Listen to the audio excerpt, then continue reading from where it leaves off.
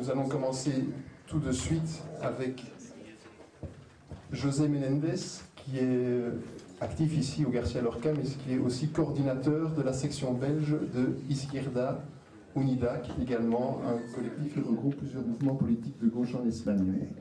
José, c'est à toi. Merci. Bonsoir à tous. Dans le cadre des mardis politiques, vu l'assistance, à l'avenir, on fera toujours les mardis politiques le mercredi. Je pense que c'est la trouvaille de la soirée. Le texte de l'invitation était assez clair sur le but de cette soirée, autour de la question de l'échange d'expériences.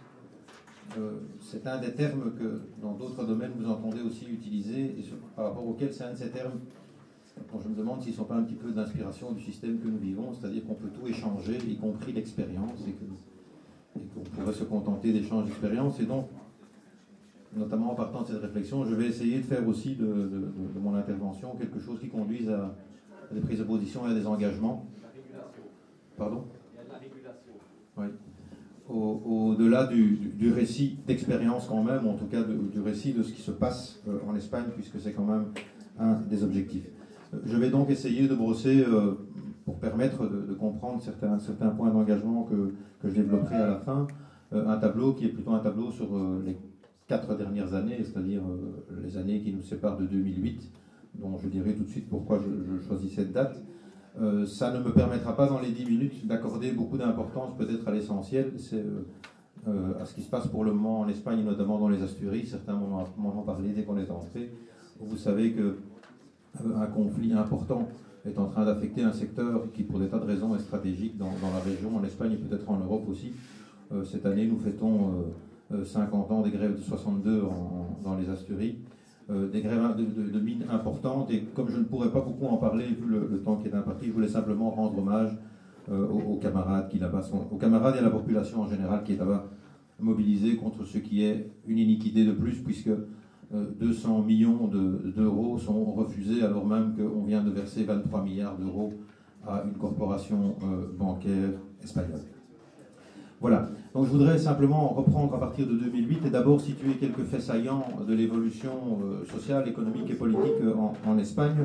Pourquoi 2008 ? Parce que 2008, c'est d'abord l'année où la crise financière en Espagne prend toute son implantation. C'est une crise financière qui va faire que le chômage va passer en 4 ans de 11% à 24%, 5 200 000 chômeurs aujourd'hui.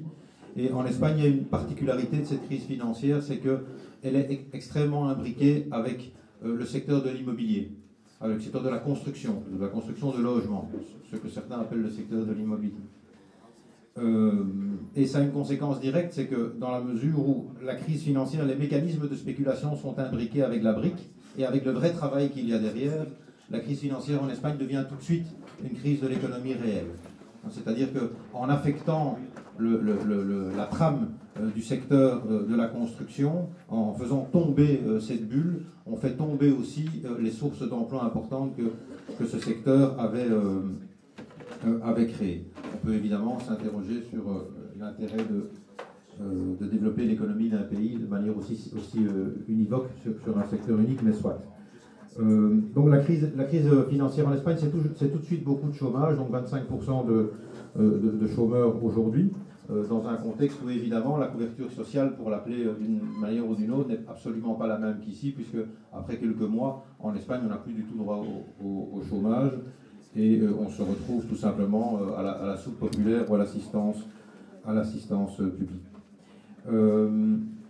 Et 2008, pour revenir à l'échange d'expériences et aux questions d'organisation aussi, c'est aussi une année importante pour Izquierda Unida. Il faut dire simplement qu'Izquierda Unida, c'est une conformation, ce qu'on a appelé un mouvement de convergence sociale qui s'est organisé en 1986, en 1986, suite à un très très vaste mouvement de la population, de la gauche, des progressistes, de nombreuses organisations autour du référendum pour le refus de l'entrée dans l'OTAN. C'est à ce moment-là que l'organisation se conforme.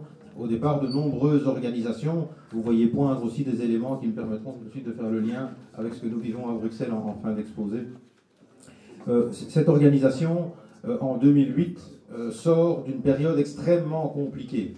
Électoralement, on est à il nous reste deux députés alors que nous en avions en 96 24, si mes souvenirs sont bons, ou 21.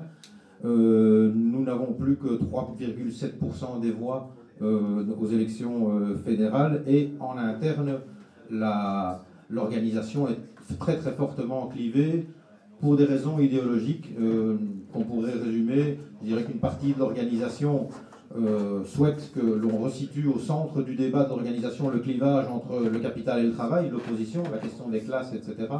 Tandis que, suite au mouvement altermondialiste, notamment dans les années 90, une partie de l'organisation tire plutôt vers une nouvelle identité autour de l'écologie, autour aussi des discours nationalistes, etc. En 2008, la même année où la crise commence, la 9e Assemblée permet de résoudre ça dans le sens d'une réaffirmation des valeurs, je dirais, de classe de l'organisation, avec notamment le Parti communiste espagnol qui reprend une part plus importante au sein de l'organisation lors de cette Assemblée fédérale. À partir de là, oui, j'entends qu'il y a de la traduction, si je vais trop vite. Ça va? Ok, merci. À partir de là, on redémarre une période qui coïncide avec celle de la crise financière, et on en tirera sans doute une conclusion immédiate. Le fait de réarticuler l'organisation autour de l'action et du clivage capital-travail fait que c'est un fait qui est admis aujourd'hui. L'organisation produit un discours et une pratique qui, par rapport à la nouvelle crise économique, est extrêmement en phase. Et en phase notamment autour de la question quelles alternatives. Donc en 2010, Izquierda Unida propose au gouvernement du PSOE 100 mesures pour la sortie de la crise. C'est un catalogue de 100 mesures chiffrées avec des propositions saillantes, comme par exemple la création d'une banque publique, le rachat du parc de logements qui n'est pas vendu, puisqu'on est typiquement dans une de ces prédictions que notre camarade Karl Marx avait déjà faites, c'est qu'en Espagne, il y a des logements, il y a des gens qui en ont besoin, mais les uns ne peuvent pas acheter les logements qui existent. Donc, une des mesures que proposait Izquierda Unida face à cette crise de surproduction, appelons-la comme ça, c'est-à-dire rachetons ces logements à travers le pouvoir public et créons un parc immobilier de location, un peu ce qui serait l'équivalent de notre logement social. Et d'autres mesures d'intervention rapide, vu le pourcentage très très élevé, 25% de chômage qui sévit. Donc première conséquence, c'est que nous abordons la crise avec un discours qui est en phase, et en interne aussi, une deuxième résolution de cette assemblée de 2008, fin 2008, novembre, c'est ce qu'on a appelé la refondation. Et ça, je trouve que c'est très important au regard de ce que nous connaissons à Bruxelles. C'est le bilan qui est posé en interne de ce que 14 ou 16 ans après pardon.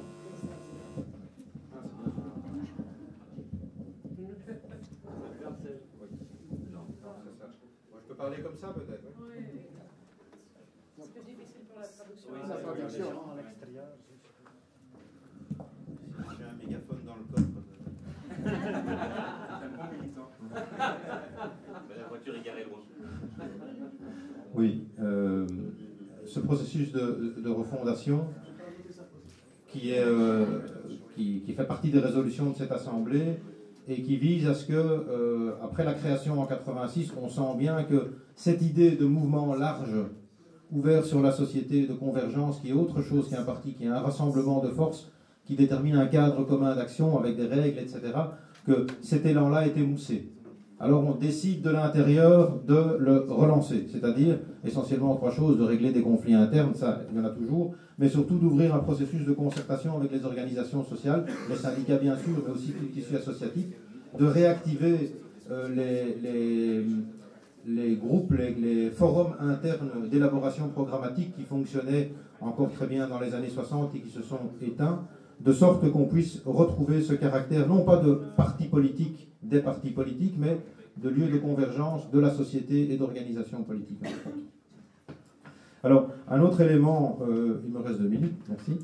Un autre élément important, c'est qu'il faut quand même mentionner, c'est le surgissement du mouvement du 15M, qui n'est pas rien, et qui est, entre autres choses, quand on veut voir les choses positivement, la réaffirmation de ce que, on a sans doute raison de poser la question de la refondation, puisque la société, notamment la société progressiste, qui s'organise dans le 15e est souvent avec nous, nous sommes souvent avec eux, nous mettons souvent les infrastructures à disposition, mais l'organisation commune ne se fait pas. Donc là, il y a une question qui est interpellante et qui aiguise cette question de la refondation.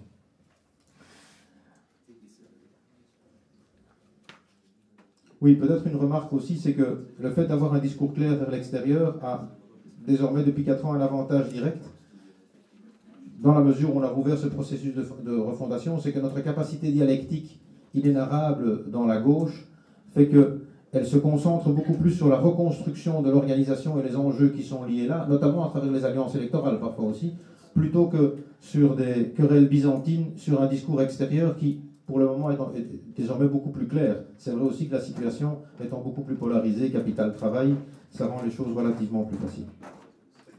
Alors, bon, c'est bien aussi de temps en temps d'avoir quelques résultats, mais les dernières élections, en tout cas sur le plan électoral, ont permis de rétablir une capacité de travail. De députés, on est passé à 11 députés en 2011 au Parlement fédéral, et dans 3 régions importantes, l'Andalousie, l'Extrémadour et les Asturies, on a des majorités, on a des pourcentages importants, et d'ailleurs, qui l'eût cru, dans une organisation comme la nôtre, 3 configurations différentes dans la question comment est-ce que nous assistons ou nous n'assistons plus les menées du Parti socialiste ouvrier espagnol, dont le travail de sape des acquis sociaux a été extraordinairement évident dans la période de la crise à la fin du gouvernement Zapatero.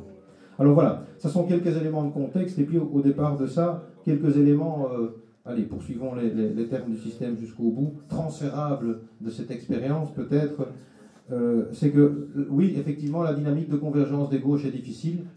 Izquierda Unida est une aventure semée de hauts et de bas électoraux, de hauts et de bas internes, de discussions infinies, mais en même temps, elle correspond visiblement à une demande réelle. C'est-à-dire que quand on voit comment est-ce qu'on arrive à quand même discuter en interne entre des positions qui généralement sont qui parfois peuvent être très opposées, c'est qu'il y a vraiment un intérêt à continuer ce travail en interne. Alors peut-être encore un élément, je vais prendre une minute de plus ou 2, c'est que le constat, et on le revoit avec la question de la refondation, c'est qu'on ne décrète pas la convergence, elle doit venir dans la foulée et se réalimenter périodiquement de pratiques ensemble. Il vaut mieux mettre les pratiques ensemble avant le cadre organisationnel, sinon on récupère après les problèmes. Que toutes les organisations représentées officiellement ou pas de la gauche bruxelloise ou belge ici se rassurent, il y a moyen d'être convergent à gauche dans le respect des identités de chacun. D'ailleurs, il n'y aurait pas de besoin de convergence s'il n'y avait pas les identités au sens noble du terme, les idéologies, les pratiques, les manières de voir la participation de chacun. Encore un élément qui est intéressant, c'est qu'on peut aussi sortir des vieilles chapelles. Je pense que je le dis de manière provocante, au terme de 15 années de processus tels que Gauche Unie, une autre gauche, etc., on peut aussi arriver à sortir des vieilles chapelles. Et un constat, par exemple, de la dernière assemblée d'Izquierda Unida il y a 4 ans, c'est qu'on retrouvait des camarades du Parti communiste espagnol dans différentes listes qui défendaient des positions différentes. On retrouvait des camarades liés aux traditions trotskistes et aux organisations trotskistes associées à Izquierda Unida dans différentes listes défendant des positions parfois différentes. Et ça veut dire aussi qu'il y a peut-être moyen de retrouver des configurations qui soient pas forcément plus intéressantes, mais qui de temps en temps nous éloignent des querelles qui ont quand même un air de chapelle de Don Camilo et de Pépin. Voilà. Et au-delà donc de ces transferts potentiels d'expérience, 2 engagements, ce lieu, les mardis politiques, notre organisation, ce que nous avons appelé Alternative à Bruxelles, qui n'est pas une organisation mais un cadre commun d'action, sont la continuation modeste d'une volonté de répondre à un besoin évident, c'est que la division ne nous mènera nulle part, et l'excès de nuances à l'heure de s'allier non plus, que ce cadre commun d'action d'Alternative à Bruxelles est ouvert à tout un chacun, et que nous, on salue le rapprochement qui vient de s'opérer, j'espère qu'il va durer, avec les compañeros du PH, du Parti humaniste, avec les camarades du PSL et avec les camarades du comité pour une autre politique. Dans Alternative à Bruxelles, personne ne commande, tout le monde dialogue et surtout on travaille ensemble. On espère que ce sera le ferment pour aller plus loin.